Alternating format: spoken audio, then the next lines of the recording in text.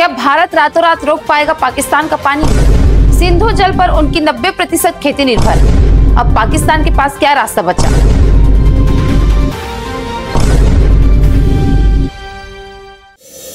नमस्कार, जय जोहार, जय छत्तीसगढ़। मैं आंचल और आप देख रहे हैं एमकेएक्स स्टूडियो सीजी। पहलगाम हमले के बाद भारत ने जो कदम उठाए हैं उनमें सबसे बड़ा फैसला है सिंधु जल समझौते पर रोक लगाना। पाकिस्तान की खेती, पीने का पानी और बिजली उत्पादन का बड़ा हिस्सा इसी पानी पर निर्भर है। दोनों देशों के बीच 3 जंग के बावजूद भारत ने यह समझौता बरकरार रखा था। पीएम मोदी की अध्यक्षता वाली कैबिनेट कमेटी ऑन सिक्योरिटी ने सिंधु जल समझौते रोकने समेत 5 पॉइंट एक्शन लागू किया है। इसके जरिए अंतर्राष्ट्रीय स्तर पर मैसेज दिया है कि अगर भारत और पाकिस्तान के बीच कभी कोई रिश्ते बनेंगे तो उसमें आतंकवाद को रत्ती भर जगह नहीं है। क्या है उनके 5 फैसले और उनका इम्पैक्ट? क्या भारत रातों रात रोक सकता है पाकिस्तान जाने वाली पानी, और अब पाकिस्तान के पास क्या विकल्प बचे हैं? पहलगाम हमले के बाद भारत ने कौन से 5 बड़े फैसले किए? भारत की राष्ट्रीय सुरक्षा पर फैसले लेने वाली सबसे बड़ी बॉडी का नाम है कैबिनेट कमेटी ऑन सिक्योरिटी यानी CCS। प्रधानमंत्री इसके अध्यक्ष होते हैं। रक्षा मंत्री, गृह मंत्री, वित्त मंत्री और विदेश मंत्री इसके सदस्य होते हैं। 22 अप्रैल को पहलगाम आतंकी हमले में 26 लोगों की मौत के बाद 23 अप्रैल को प्रधानमंत्री आवास में CCS की मीटिंग हुई। करीब 2.5 घंटे की बैठक में 5 पॉइंट एक्शन लागू करने का फैसला हुआ। पहला एक्शन, पाकिस्तान के सीमा पर आतंकवाद का समर्थन रोकने तक सिंधु जल समझौता स्थगित। दूसरा action, Attari Wagah check post को तुरंत बंद किया गया। कानूनी तौर पर जो लोग चेक पोस्ट पार कर चुके हैं उन्हें 1 मई से पहले वापस आना होगा। तीसरा एक्शन, पाकिस्तानी नागरिकों को SAARC वीजा छूट योजना के तहत भारत आने की इजाजत नहीं होगी। पहले से जारी सभी वीजा रद्द होंगे। साथ ही वीजा पर पहले से भारत आए पाकिस्तानियों को अगले 48 घंटों में देश छोड़ना होगा। चौथा एक्शन, दिल्ली स्थित पाकिस्तानी उच्च योग में तैनात रक्षा और सैन्य सलाहकारों को 1 हफ्ते में भारत छोड़ना होगा। इन पदों को अब खत्म माना जाएगा। भारत भी अपने रक्षा सलाहकारों को इस्लामाबाद से वापस बुलाएगा। पांचवा एक्शन, भारत और पाकिस्तान उच्च योग में कर्मचारियों की संख्या 55 से घटाकर 30 की जाएगी। ये कटौती 1 मई से 2025 में लागू होगा। आइए जानते हैं भारत सरकार के इन 5 बड़े फैसलों से आखिर होगा क्या। BHU UNESCO chair for peace professor Priyankar Upadhyay बताते हैं, पाकिस्तान की कमजोर सरकार को भारत सरकार ने मैसेज दिया है कि अब हम आतंकवाद को नजरअंदाज नहीं करेंगे और आपको इसे रोकना पड़ेगा। सिंधु जल समझौता स्थगित करने का असर, पाकिस्तान में खेती 90% जमीन यानी 4.7 करोड़ एकड़ एरिया में सिंचाई के लिए पानी सिंधु नदी प्रणाली से मिलता है। पाकिस्तान की नेशनल इनकम में एग्रीकल्चर सेक्टर की हिस्सेदारी 23% है और इसमें 68% ग्रामीण पाकिस्तानियों की जीविका चलती है। ऐसे में पाकिस्तान में आम लोगों के साथ साथ वहां की बेहाल अर्थव्यवस्था और बदतर हो सकती है। पाकिस्तान में मंगल और तारबेला हाइड्रो पावर डैम को पानी नहीं मिल पाएगा। इससे पाकिस्तान के बिजली उत्पादन में 30% से 50% तक की कमी आ सकती है। साथ ही औद्योगिक उत्पादन और रोजगार पर असर पड़ेगा। अटारी वाघा बॉर्डर बंद करने का असर, अमृतसर से 28 किलोमीटर दूर मौजूद अटारी बॉर्डर पाकिस्तान के साथ ट्रेड के लिए इकलौता मंजूर जमीन रास्ता है। अफगानिस्तान के साथ भी भारत यहां से व्यापार करता है। 2023-24 में यहां से करीब 3,886 करोड़ का व्यापार हुआ। इस बॉर्डर के जरिए भारत से सोयाबीन, चिकन, मीट, सब्जियां, लाल मिर्च, प्लास्टिक दाना जैसी चीजें जाती है। वहीं पाकिस्तान अफगानिस्तान में भारत से सूखे मेवे, खजूर, जिप्सम, कांच, सेंधा नमक और कई जड़ी बूटियां आती है। चेक पोस्ट बंद होने से इन सब पर रोक लग जाएगी। इलाज कराने के लिए भारत आने वाले पाकिस्तानियों को भी दिक्कत होगी। 2023-24 में 71.5 हजार लोगों ने इस रास्ते का इस्तेमाल किया था। SAARC वीजा छूट योजना रद्द होने का असर, इस योजना के तहत राजनेता, पत्रकार, व्यापारी, खिलाड़ी जैसे 24 कैटेगरी में बिना वीजा की यात्रा की सुविधा थी, लेकिन अब इसे रद्द कर दिया है।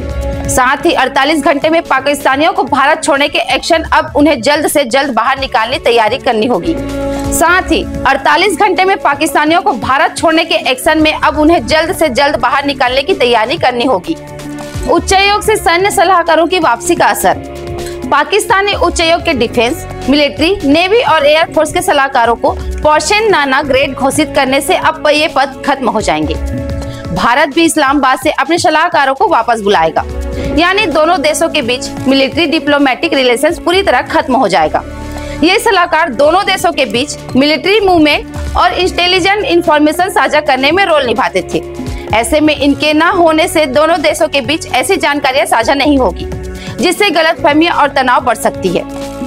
मिलिट्री कम्युनिकेशन चैनल बंद होने से दोनों देशों के बीच होने वाले छोटे छोटे टकरावों का बड़े संघर्ष में तब्दील होना खतरा बढ़ जाएगा। उच्चायोग कर्मचारियों की संख्या 30 करने का असर।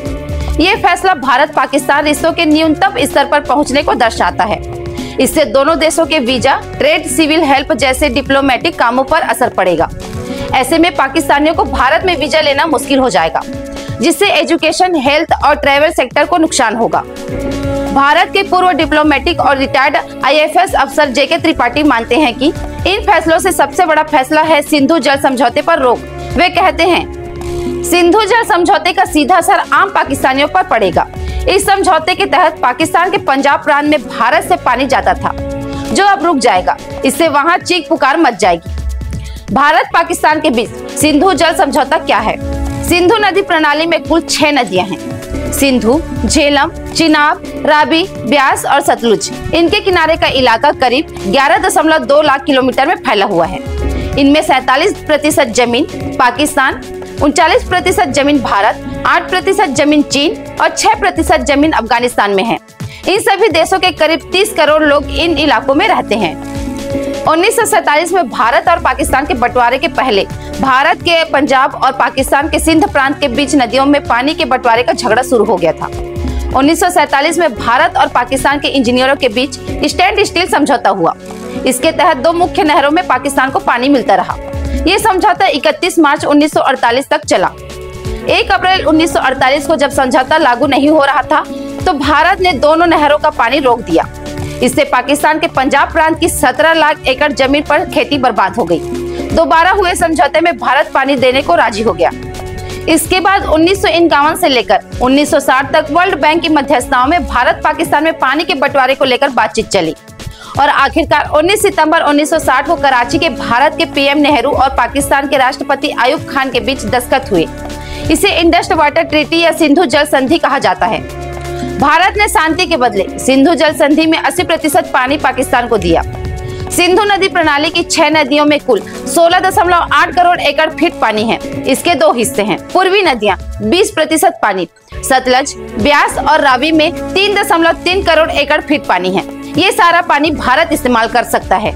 पश्चिम नदियां 80% पानी, झेलम, चिनाब और सिंधु में 13.5 करोड़ एकड़ फीट पानी है। ये पाकिस्तान का पानी है। भारत इसका बेहद सीमित इस्तेमाल कर सकता है। समझौते के अंतर्गत एक स्थायी सिंधु आयोग बनाया गया। इसके तहत दोनों देशों के कमिश्नर मिलकर आपस में किसी भी विवाद पर बात करेंगे। अगर कोई देश नदियों पर कोई हाइड्रो प्रोजेक्ट शुरू करता है और दूसरे देश को इस पर आपत्ति है, तो इसका जवाब देना होगा। इस बारे में आयोग बैठकों करेगा और दोनों देश इस मुद्दे को सुलझाएंगे। विवाद की स्थिति में एक न्यूट्रल एक्सपर्ट या मध्यस्थ न्यायालय में मामला ले जाया जा सकता है, जो विवाद सुलझाएगा। विदेशी मामलों के जानकार ब्रह्म चिल्लानी के मुताबिक संधि के पाकिस्तान को ज्यादा फायदा था, लेकिन फिर भी भारत ने 1960 में ये सोचकर हामी भरी कि उसे पानी के बदले शांति मिलेगी। हालांकि संधि लागू होने के 5 साल बाद भी 1965 में पाकिस्तान ने जम्मू कश्मीर पर हमला कर दिया। ये सिलसिला लगातार जारी है। भारत ने इस समझौते को रद्द कर दिया या सिर्फ फिलहाल रोक लगाई है। 23 अप्रैल की शाम प्रेस कॉन्फ्रेंस करते हुए भारत के विदेश सचिव विक्रम मिस्री ने कहा, CCS ने फैसला किया कि 1960 के सिंधु जल समझौते को तत्काल प्रभाव से स्थगित किया जाएगा, जब तक कि पाकिस्तान विश्वसनीय और अपरिवर्तन रूप से सीमा पार आतंकवाद को सपोर्ट देना बंद नहीं कर देता। JNU में इंटरनेशनल स्टडीज के एसोसिएट प्रोफेसर राजन कुमार बताते हैं कि विदेश सचिव के बयान के साफ जाहिर है कि भारत अब सिंधु जल समझौते से अलग हो गया है और इसकी शर्तें मानने के लिए बाध्य नहीं है। हालांकि ग्राउंड पर इसके एक्शन देखने में थोड़ा समय लगेगा। दरअसल नदियों का पानी रोकने या मोड़ने के लिए डैम, हाइड्रो पावर प्रोजेक्ट या किसी और तैयारी के लिए इंफ्रास्ट्रक्चर तैयार करना होगा। राजन कुमार मानते हैं कि पाकिस्तान का सिस्टम ही ऐसा है कि वो आतंकवाद को नहीं रोक सकते। राजन कुमार कहते हैं, पाकिस्तान की नीयत ही नहीं है कि वो आतंकवाद को खत्म करे या भारत में किसी तरह के आतंकी हमले को रोके। वहाँ के सिस्टम की सोच पूरी तरह से एंटी इंडिया है। इस माहौल में हाल के सालों में भारत और पाकिस्तान के रिश्ते में सुधरने की उम्मीद ना के बराबर है। यानी सिंधु जल समझौते पर भी कोई बात नहीं बनेगी। क्या क्या भारत के पास सिंधु जल समझौते के तहत पाकिस्तान जाने वाले पानी को रोक सकता है? दरअसल सिंधु जल समझौते एक स्थायी संधि है। इसे कोई एक देश अपनी मर्जी से रद्द नहीं कर सकता। दोनों देश मिलकर ही इसमें कोई बदलाव कर सकते हैं।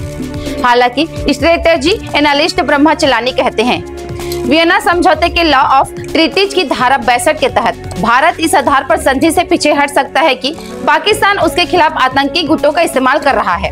इंटरनेशनल कोर्ट ने भी यह कहा है कि अगर मौजूदा स्थितियों में कोई बदलाव हो तो कोई भी संधि रद्द की जा सकती है। इंफ्रास्ट्रक्चर की बात इसलिए जरूरी है क्योंकि ये सभी नदियां भारत के ऊंचाई इलाके में हैं। भारत से बहकर ही ये पाकिस्तान के इलाके में पहुंचती है। पूर्वी नदियों पर भारत के 5 बड़े प्रोजेक्ट चालू, 3 की तैयारी।